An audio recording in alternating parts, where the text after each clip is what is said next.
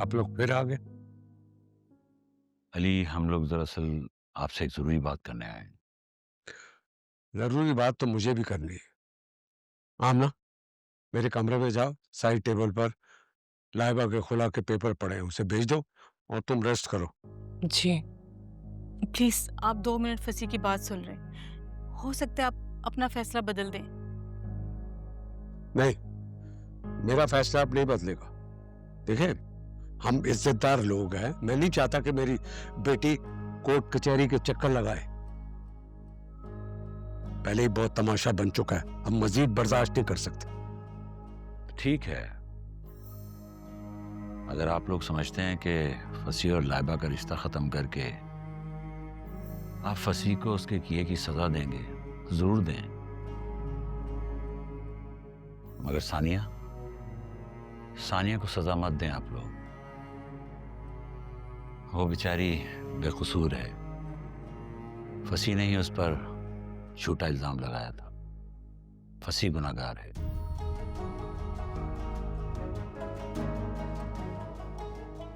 क्या? जी अंकल, उस दिन मैंने सानिया के बारे में जो जो आपको कहा था वो एक एक लफ्ज झूठ था।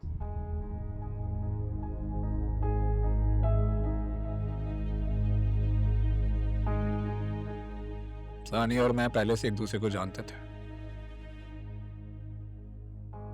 सानिया अच्छी लगती थी मुझे, दोस्ती करना चाहता था, लेकिन वो मुझ में इंटरेस्टेड नहीं थी। फिर मैंने उसका भरोसा जीता, उससे हमदर्दी की, फिर वो मेरी दोस्त बन गई। फिर फिर किरण हम दोनों के दरमियान आ गई। किरण भी मुझसे दोस्ती करना चाहती थी, लेकिन वो चाहती थी कि इस बात का पता सानिया को नहीं चलना चाहिए। मैंने सानिया से छुप कर किरण से भी दोस्ती कर ली।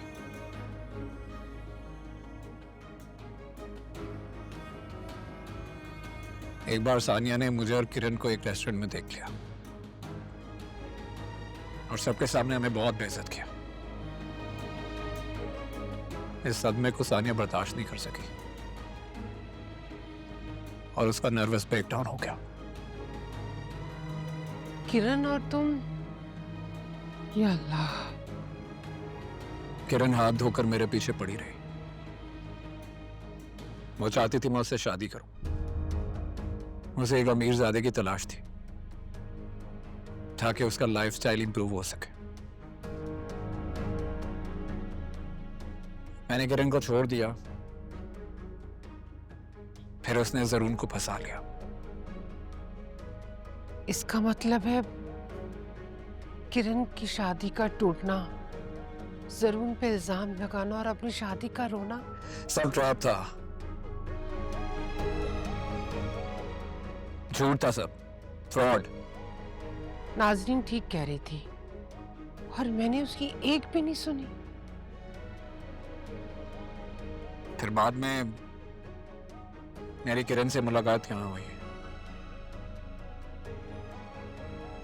हम दोनों ने मिलकर सानिया के खिलाफ प्लान बनाया। मैं जानबूझकर सबके सामने सानिया के साथ अपनी दोस्ती को हाईलाइट करता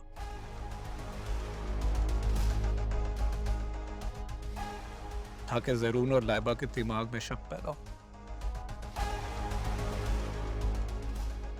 मुझे बार बार मना करती थी, मेरी मिन्नत समाजत करती थी कि मैं उसे तंग ना करूं, लेकिन पता नहीं क्यों मुझे उसे तड़पता हुआ देखकर सुकून मिलता था।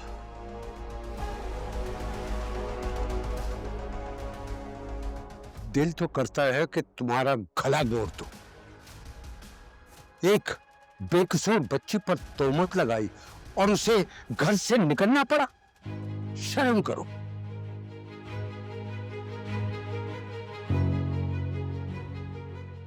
अली हमसे कितनी बड़ी ज्यादती हो गई है। आप लोग इस सच्चाई को रिवील करने के बाद ये सोच रहे हैं तो मैं अपना फैसला बदल दूंगा? हरगिज नहीं, हरगिज नहीं।